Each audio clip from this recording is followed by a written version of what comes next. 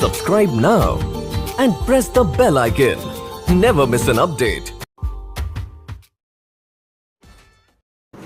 नमस्कार दोस्तों, आज हम क्लास 12th के फिजिक्स का एक बहुत ही इंपॉर्टेंट टॉपिक देखेंगे, किरचॉफ का नियम। अगर आप बिहार बोर्ड से क्लास 12th के फिजिक्स का तैयारी कर रहे हैं तो ये वीडियो आप लोग के लिए बहुत ही इंपॉर्टेंट होने वाला है, क्योंकि बोर्ड एग्जाम में यहाँ से अक्सर क्वेश्चन पूछे जाते हैं। तो वीडियो को लास्ट देखिएगा, क्योंकि आज आपका पूरा कॉन्सेप्ट किरचॉफ का नियम का क्लियर हो जाएगा। तो चलिए हम शुरू करते हैं। किरचॉफ का नियम देखिए कब लागू होगा, जैसे मान लीजिए कि यहाँ पर एक सर्किट दिया हुआ है, इसमें एक प्रतिरोध लगा हुआ है, एक प्रतिरोध लगा हुआ है, एक प्रतिरोध लगा हुआ है। इस प्रकार से हमको ए और बी के बीच समतुल्य प्रतिरोध निकालना है। ठीक है, ध्यान दीजिएगा। तो इसको हम आसानी से निकाल सकते हैं श्रेणी क्रम में, या अगर इसको मान लीजिए कि यहाँ पर चलो एक आध को और जोड़ दिया, तो इसको भी हम लोग क्या कर सकते हैं, एक बार समानांतर में करके फिर श्रेणी क्रम में जोड़ सकते हैं। लेकिन अगर किसी परिपथ को हम ऐसा दिखाते हैं, यहाँ देखें, इसे मान लीजिए कि यहाँ पर एक प्रतिरोध लगा हुआ है R1, एक प्रतिरोध यहाँ पे लगा हुआ है R1, एक प्रतिरोध R2 कर दीजिए, एक प्रतिरोध यहाँ पे R2 लगा हुआ है, एक R3 लगा हुआ है, एक प्रतिरोध यहाँ R4 लगा हुआ है, एक प्रतिरोध यहाँ R5 लगा हुआ है। मतलब इस प्रकार से ये प्रतिरोध का जाल बना हुआ है पूरा।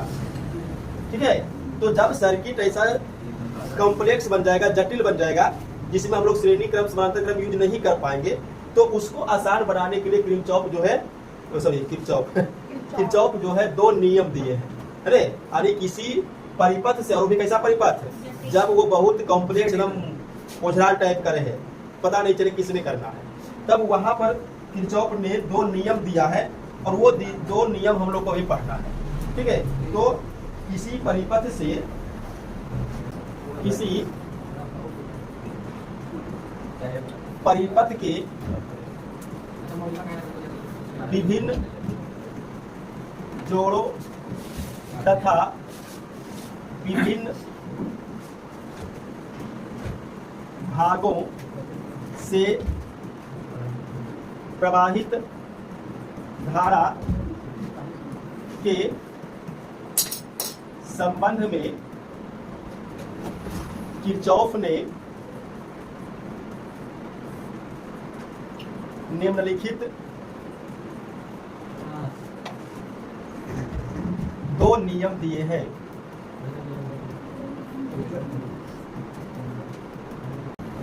पहला नियम है पॉइंट रूल या जंक्शन रूल या करेंट रूल, अरे यानी बिंदु नियम या फिर संधि नियम या फिर धारा नियम, या फिर डायरेक्ट किरचॉफ के नियम का पहला नियम प्रथम लो। अब ये देखिए, बिंदु नियम क्या कहलाता है कि अगर वैसा जटिल परिपथ, जैसा कि अभी दिखा रहे थे, वैसा जटिल परिपथ मिल जाए तो किसी भी एक बिंदु पर आने वाली सभी धाराओं का बीजगणितीय योगफल क्या होगा, शून्य होगा। आने जैसे मान लीजिए कि यहाँ एक बिंदु है, ठीक है, और यहाँ किसी परिपथ से करंट चलिए I1 आया, ठीक है, किसी और दूसरी तरफ से करंट I2 आया, अरे यहाँ से करंट मान लो कि I3 निकल गया, है ना, यहाँ पर और करंट मान लो कि I4 आया, है ना, एक करंट मान लो I5 निकल गया, तो इस लोकेशन पर कितना करंट होगा, तो इस लोकेशन पर मान लीजिए P बिंदु है, तो इस P बिंदु पर कितना करंट होगा, 0। क्यों होगा 0, क्योंकि यहाँ समझिए ये करंट आया और जितना करंट आया उतना करंट क्या हुआ, निकल गया। क्यों, क्योंकि यहाँ पर कोई स्टोरेज तो है नहीं कि करंट को जमा करेगा।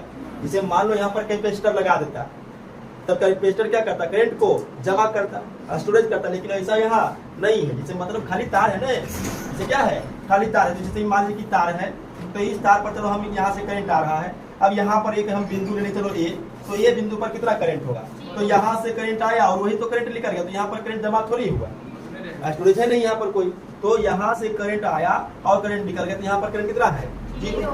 तो प्रथम नियम यही है कि किसी भी, इसीलिए इसका नाम भी देखो बिंदु नियम है या संधि नियम है या धारा नियम है, कि किसी बिंदु पर मिलने वाली सभी धाराओं का बीजगणितीय योग कितना होगा?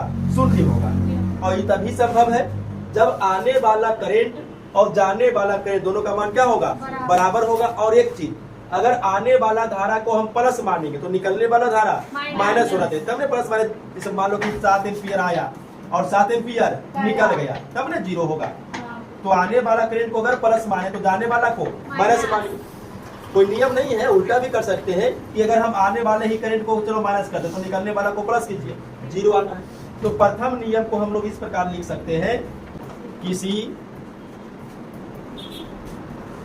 बिंदु पर मिलने वाली सभी धाराओं का बीजगणितीय योगफल शून्य होता है। हो गया? किसी बिंदु पर मिलने वाली सभी धाराओं का बीजगणितीय योग कितना होगा? शून्य होगा। और ये कब होगा? तो ये होगा यदि आने वाली धारा को धनात्मक मानी जाए तो उस बिंदु से निकलने वाली धारा ऋणात्मक हो। ठीक है? तो नियम याद रखिएगा। किरचॉफ का पहला नियम, पॉइंट नियम क्या कहता है कि अगर किसी बिंदु पर मिलने वाली सभी धाराओं का बीजगणितीय योगफल शून्य होगा, ये तभी संभव है जब आने वाला धारा धनात्मक होगा और उसी बिंदु से निकलने वाला धारा ऋणात्मक होगा। जैसे यहाँ पर देखिए, अगर हम इस कंडीशन को देखते हैं तो P बिंदु पर कुल धारा कितना होगा? तो धारा देखिए I1 है, धारा I2 है, धारा I3 है, I4 है और I5 है। कहता है इसका बीजगणितीय योगफल। बीजगणितीय योगफल मतलब क्या? प्लस माइनस के साथ आपको लेना है। तो अगर हम मान लो, देखो I1 आ रहा है तो चलो भाई आगे वाला को प्लस मान लो, I2 भी आ रहा है, देखो प्लस मान लो, I3 निकल रहा है तो माइनस मान लो, I4 आ रहा है तो प्लस मान लो, I5 निकल रहा है तो माइनस मान लो। अब कहता है कि किसी बिंदु पर मिलने वाली सभी धाराओं का बीजगणितीय योगफल तो हम कर लिए, कितना मिलेगा? 0 मिलेगा। इसको अगर हम आगे बढ़ाते हैं तो देखिए I1 है प्लस में, I2 भी है प्लस में, I4 भी है प्लस में। इसको एक साइड कर लीजिए और ये जो I3 है माइनस में और I5 है माइनस में, उसको हम इधर ले गए हैं तो प्लस में हो गया। तो अब यहाँ पर समझिए E क्या है? तो I1, I2, I4 को देखिए, I1 आ रहा है, I2 आ रहा है, I4 भी आ रहा है और प्लस का मतलब क्या हुआ? टोटल। तो हम लोग यहाँ पर लिख सकते हैं टोटल इनकमिंग करेंट। ठीक है? इधर क्या है? टोटल इनकमिंग करेंट यानी आने वाली कुल धारा है और उसका योगफल है इक्वल टू, इधर देखो I3 निकल रहा है, I5 भी निकल रहा है। तो इसका मतलब ये क्या है? ये है total outgoing current. Outgoing current यानी जितना धारा आएगा उतना धारा उस बिंदु पर से निकल जाएगा। इसीलिए इस बिंदु पर धारा का मान कितना मिलेगा? 0। किरचॉफ का नियम यही है पहला, बहुत इंपॉर्टेंट नियम है। इसमें से सब्जेक्टिव तो पूछेगा ही, न्यूमेरिकल भी बनाने के लिए पूछेगा और एक ऑब्जेक्टिव भी पूछेगा। ऑब्जेक्टिव देखिए क्या पूछेगा कि जो ये किरचॉफ का पहला नियम है, VBI ऑब्जेक्टिव यहाँ पर हम लोग नोट कर लेते हैं, है ना? क्या पूछेगा कि किरचॉफ का प्रथम नियम वो किस नियम से जानते हैं? पॉइंट रूल, जंक्शन रूल या करंट रूल। धारा का नियम, बिंदु नियम, संधि नियम। तो यहाँ पर प्रथम नियम की जगह पर कुछ भी लिख सकता है। किरचॉफ का बिंदु नियम, किरचॉफ का धारा नियम, किरचॉफ का संधि नियम, किरचॉफ का प्रथम नियम, सब एक ही है। तो किरचॉफ का प्रथम नियम खाली स्थान आधारित है।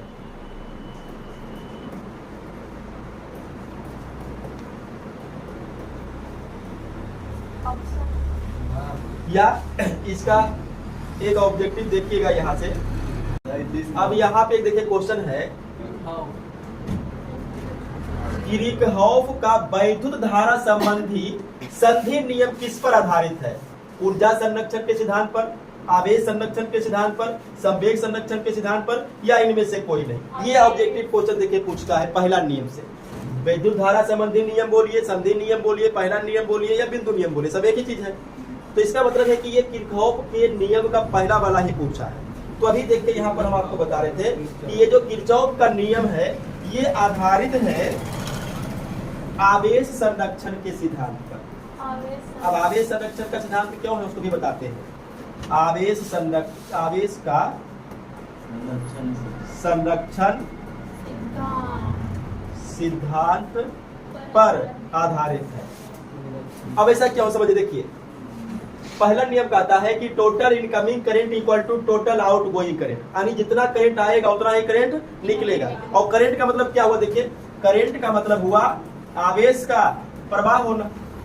तो हम करंट नहीं बोल करके ये बोले कि जितना आवेश प्रवाहित होगा आने वाला उतना आवेश निकल जाएगा, जितना आवेश आया उतना आवेश निकल गया। तो आवेश क्या है, संरक्षित 10 एम्पियर। मान लो कि अगर हम यहाँ पर चलो मान लेते हैं कि टोटल करंट, समझने के लिए कि टोटल करंट चलो भाई 5 एम्पियर आया और 5 एम्पियर निकल गया। अब 5 एम्पियर का मतलब क्या हुआ, देखो 5 कूलॉम प्रति सेकेंड और 5 कूलॉम प्रति सेकेंड। तो 5 कूलॉम आवेश आया 1 सेकेंड में और 1 सेकेंड में 5 कूलॉम आवेश निकल गया। तो आवेश क्या है, संरक्षित है, ना तो बन रहा है ना तो नष्ट हो रहा है, जितना आया उतना निकल गया। तो प्रथम नियम आवेश संरक्षण के सिद्धांत पर आधारित है। ये ऑब्जेक्टिव में देखिए पूछेगा, और बाकी तो न्यूमेरिकल पूछबे करेगा, सब्जेक्टिव पूछेगा। एक आधा ऑब्जेक्टिव और इसका देख लीजिए, यहाँ देखिएगा। वैद्युत परिपथ के किसी बिंदु पर सभी धाराओं का बीजगणितीय योग कितना होगा, शून्य होगा, ना होगा शून्य। अब देखिए दिए गए परिपथ में आई का मान, ये देखिए क्वेश्चन जो ऑब्जेक्टिव में पूछा हुआ है, और ये क्वेश्चन बिहार बोर्ड एग्जाम में पूछा हुआ है। कौन सा ईयर पूछा हुआ उतना ध्यान में नहीं है, लेकिन ये क्वेश्चन पूछा हुआ है, वहीं से ये क्वेश्चन देखिए हम इसमें डाले हैं। दिए गए परिपथ में आई का मान कितना होगा। अब देखिए 7 एम्पियर आया ने, 5 एम्पियर आया, 2 एम्पियर भी आया, कितना आया 12 14। अब 14 आया तो 14 निकलना भी है। अब निकल कितना रहा, देखो 3, तो इसका मतलब ये 11 है। 11 3 14, तो 11 एम्पियर सही है। ज्यादा कुछ नहीं करना, इसको आप बस देखिए और बना दीजिए। टोटल इनकमिंग बराबर टोटल आउटगोइंग, यानी आने वाला कुल को जोड़िए और निकलने वाला कुल को जोड़िए, मिल जाएगा। अगर इसको आप बढ़िया से बनाना चाहते हैं तो इसको आप ऐसे देखिए नियम के हिसाब से, मतलब फॉर्मूला बना करके। तो क्या हो जाएगा, देखो I1 मान लो कि 7 एम्पियर है, I2 मान लो कि 5 एम्पियर है, I3 मान लो कि 3 एम्पियर है, I4 मान लो कि 2 एम्पियर है, और I5 मान लो कि I है। 5 करंट है ना। अब नियम क्या कहता है कि I1 आवे वाला, फिर I2 भी आवे वाला, तो प्लस कीजिए, फिर आने वाला देखिए 2 एम्पियर, किसको कितना माने हैं, I4 आने वाला, ठीक है, बराबर I3 और प्लस I5।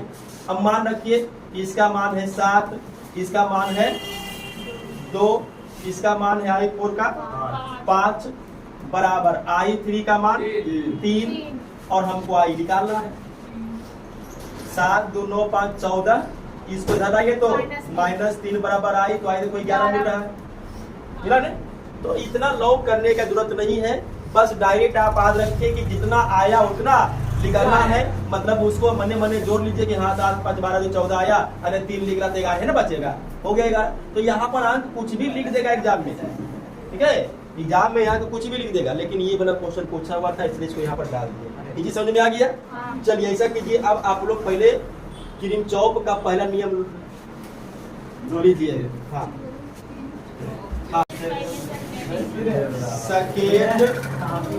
सेकेंड रूल, अब ध्यान दीजिए, सेकेंड रूल को लूप रूल या फिर voltage rule voltage rule. Loop को हिंदी में पास या खंड बोलते हैं। नियम है वोल्टेज नियम। अब यहाँ पे ध्यान दीजिएगा छोटो, सबसे पहले ये नियम देखिए क्या कहता है। लूप का मतलब समझते हैं? लूप का मतलब हुआ एक बंद घेरा। जैसे ये देखिए, ये एक लूप है, ये एक लूप है, ये एक लूप, मतलब बंद घेरा है ना। इसी को हम क्या बोलेंगे? एक लूप बोलेंगे। अब कहता है कि ये जो लूप है, ये किरचॉफ के नियम का मतलब इसमें क्या होगा, ये समझिएगा। कहता है कि किसी लूप का मतलब क्या हुआ? बंद घेरा। नहीं कि हम लोग यहाँ पर परिपथ लेंगे, तो किसी बंद परिपथ के प्रत्येक भाग से प्रवाहित धारा और प्रतिरोध के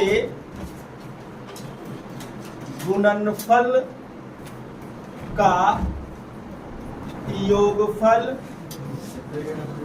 उस भाग में, ऐसा करिए, उस परिपथ में अल्लाह नहीं करेगा, लगे सेल के विद्युत वाहक बल के बराबर होता है। तो ये देखिए किरचॉफ के नियम का दूसरा, किसी बंद परिपथ के प्रत्येक भाग से प्रवाहित धारा और उसमें जो प्रतिरोध लगा हुआ होगा उसका गुणनफल करेंगे और फिर उसको जोड़ेंगे, उसका अच्छा योगफल उस परिपथ में, उसे नहीं उस होगा, उस परिपथ में लगे सेल के विद्युत भाग बल के बराबर होगा। जैसे इसको एक डायग्राम समझने का कोशिश करना है। जैसे मान लीजिए कि एक परिपथ में यहाँ एक R1 प्रतिरोध लगा हुआ है, एक R2 प्रतिरोध लगा हुआ है, एक R3 प्रतिरोध लगा हुआ है, एक R4 प्रतिरोध लगा हुआ है, और यहाँ एक R5 प्रतिरोध लगा हुआ है। यहाँ एक और प्रतिरोध डाल देते हैं, ये मान लीजिए R6 लगा हुआ है। ये पॉइंट A है, ये पॉइंट B है, और करंट सप्लाई करने के लिए मान लीजिए यहाँ पर एक सेल लगा हुआ है, और इस सेल का EMF मान लीजिए कितना है, E है।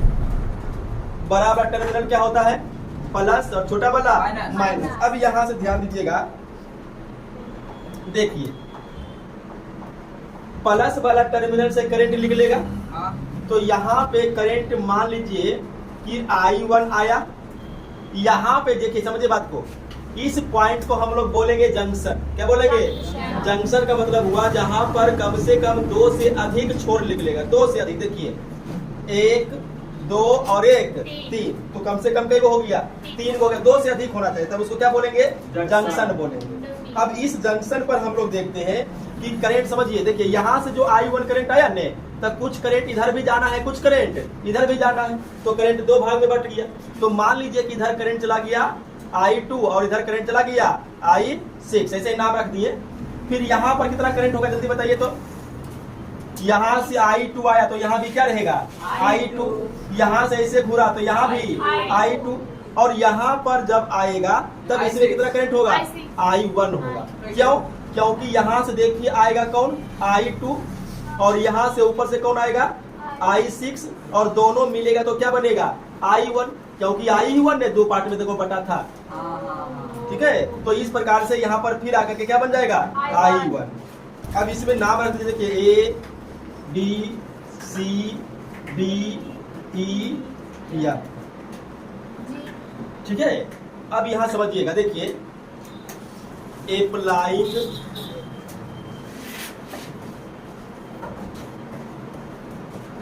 किरचॉफ्स लॉ इन लो। अब लूप देखिए बनाइएगा, ऐसा करते हैं, इसको रुक जाइएगा तो नाम को बढ़िया से एडजस्ट कर लेते हैं। ये ए है, ई बी है, ई सी, ई डी, ई और ई एफ, ठीक है। अब देखिए लूप का मतलब क्या हुआ, बंद घेरा। अब बंद घेरा कैसे बनेगा उसको जरा समझिएगा बात को। ए बी ई एफ बन गया loop, A B E F बन गया लूप, नहीं बना। ए बी ई एफ ए, अब बनेगा लूप। तो लूप के लिए नियम याद रखिएगा कि स्टार्टिंग वाला पॉइंट और अंत वाला पॉइंट एक ही होना चाहिए, है ना। क्योंकि देख समझो, अगर हम लिए ए, फिर लिए बी, फिर लिए ई, फिर लिए एफ, तो ये लूप बना कहाँ? तो हमको फिर घूर के ए तक जाना है, तो ए से शुरू करेंगे तो ए तक पहुंचना है। तो लूप का नियम यही है कि जहां से शुरू होगा वहीं पर समाप्त होना चाहिए। तो अगर हम इस लूप में किरचॉफ का नियम लगाएंगे तो किरचॉफ का नियम ध्यान देगा कैसे लगेगा। कहता है कि किसी बंद परिपथ के प्रत्येक भाग से प्रवाहित धारा, तो अगर हम यहां शुरू देखो ए से बी शुरू करते हैं, ए से बी, तो धारा कितना है I1, और उस परिपथ में लगे प्रतिरोध, तो प्रतिरोध कितना है R1। तो I और R1 जो लिखा हुआ इसका मतलब क्या है कि दोनों गुना में लिखा हुआ है, गुणनफल का योगफल। तो योगफल बाद में करेंगे, पहले और बढ़ते हैं आगे। देखो ए से बी हो गया, फिर अब आगे बढ़ेंगे तो कहां जाएंगे, बी से ई, बी से ई, तो बी से ई में कितना आएगा देखो I6 धारा और प्रतिरोध R6। इसी परिपथ के प्रत्येक भाग से प्रवाहित धारा और प्रतिरोध का गुणनफल, तो हमने धारा और प्रतिरोध का गुणनफल कर दिया। फिर कहां से कहां बढ़ेंगे, ई से एफ, तो ई से एफ में देखिए धारा कितना है और प्रतिरोध R5। फिर बढ़ेंगे एफ से ए, तो एफ से ए में प्रतिरोध और धारा नहीं है, तो उसको रहने देते हैं। अब आगे हम लोग उस नियम को फिर और फॉलो करते, देखिए कहता है, अभी पूरा नहीं हुआ है, कहता है कि किसी बंद परिपथ के प्रत्येक भाग से प्रवाहित धारा और प्रतिरोध का गुणनफल, तो हमने धारा और प्रतिरोध का गुणनफल तो कर लिया, इसका योगफल, इसका अब योगफल कैसे करेंगे, तो योगफल के लिए फिर पहला नियम याद रखिएगा। तो नियम कि किसी बिंदु से निकलने वाली धारा अगर प्लस है तो उस बिंदु पर आने वाला धारा माइनस होगा, क्योंकि जीरो होना है। तो अब देखिए I1 ए से क्या हो रहा है, देखिए तो I1 ए से निकल रहा है, बोलो हाँ I1 ए से निकल रहा है ना। तो अगर I1 निकल रहा है तो चलो हम निकलने वाला धारा को इसमें प्लस मान लेते हैं। अब देखिए I6 भी बी से निकल रहा है, इसको भी प्लस मानना पड़ेगा। अब I1 भी निकल रहा है, इसको भी प्लस मानना पड़ेगा, तो योगफल हो गया। और ये किसके बराबर होगा, तो उस परिपथ में लगे सेल के विद्युत वाहक बल के बराबर होगा। तो ये बराबर होगा, सेल का विद्युत वाहक बल कितना है, ई का बराबर होगा। इक्वेशन 1 मान सकते हैं। तो एक रूप बन गया। दूसरा रूप देखिएगा फिर से, applying Kirchhoff's law in loop. अब लूप लेते हैं बी सी डी ई और फिर से बी।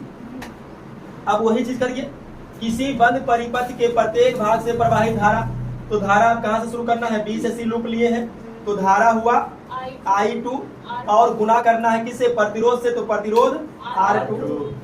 फिर आगे बढ़िए सी से डी, धारा I2 प्रतिरोध R3। फिर बढ़िए डी से ई, I2 R4। फिर बढ़िए ई से बी, देखो ई से बी है ना, ई से बी बढ़िए तो I6 और R6। तो दो काम हुआ है अभी, धारा और प्रतिरोध का गुणनफल हुआ है, एक काम और बचा हुआ, क्या, योगफल। अब योगफल के लिए क्या करना है, तो योगफल के लिए किरचॉफ का पहला नियम लगाना है। तो पहला नियम फिर वही, अगर हम निकलने वाला धारा को प्लस माने, देखो बी से निकल रहा है, चलो प्लस मान लेते हैं। फिर देखो सी से भी निकल रहा है, प्लस मान लेते हैं। डी से निकल रहा है, प्लस मान लेते हैं। ई से निकल रहा है, नहीं निकल रहा है, ई पर आ रहा है, इसको माइनस मान लेंगे। तो प्लस ई भी प्लस ई भी प्लस और ये माइनस। यहाँ से समझ में आ गया। अब आगे बढ़ते हैं, अब ए के बराबर योगफल हो गया। चलिए कॉमा कर दो। उस परिपथ में लगे सेल के विरुद्ध भागफल के बराबर होगा। अब जरा देखिए, B C D E B, इसमें कोई सेल है? अगर सेल नहीं है तो ये में कितना हो गया? 0। ऐसे में। और देखिए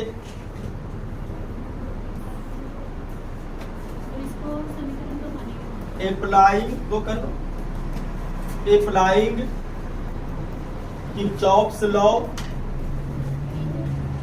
इन लूप। अब लूप देखिए और बना लेते हैं, A B C D E F A. अब बड़ा बड़ा लूप देखो, A B C D E F A, ये भी तो एगो लूप है। अब इस लूप में फिर वही करिए, कहाँ से शुरू करना है?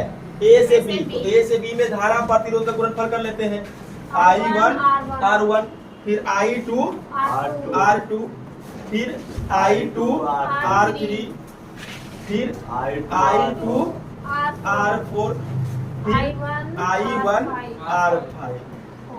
अब योगफल के लिए देखो, निकल रहा है प्लस, बी से भी निकल रहा है प्लस, सी से भी निकला प्लस, डी से भी निकला प्लस, ई से भी निकला प्लस। इसका मतलब सब करंट इसमें क्या है?